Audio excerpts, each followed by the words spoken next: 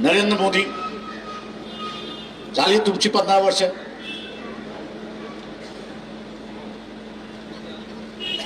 तुमचे सगळे गुलाम आहेत याची मला जाणीव आहे. पण एप्रिल पर्यंत थांबा.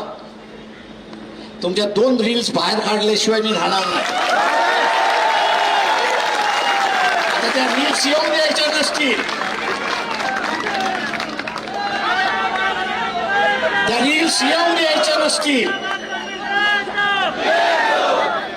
त्या रील्स येऊ द्यायच्या नसतील. त्या रील्स येऊ द्यायच्या नसतील तर खुर्ची खाली करा. टेन्शन थांबा.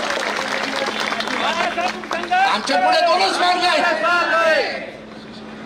एक तर देशाला वाचवा आणि ते जर करायचं असेल तर तुम्हाला संपवा. आणि तुम्हाला इज्जत वाचवायची असेल तर तुम्ही खाली करा. आम्ही असताना बघून घेऊ. मी इथल्या बीजेपी वाल्यांना सांगतोय की आम्ही तुमचा राजीनामा नाही मागत.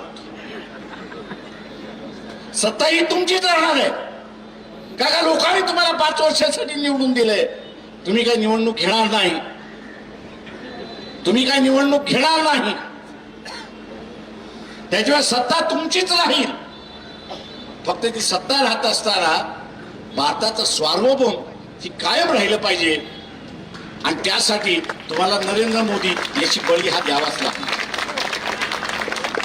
उद्याची होळी आहे. बळी कोणाचा द्यायचा?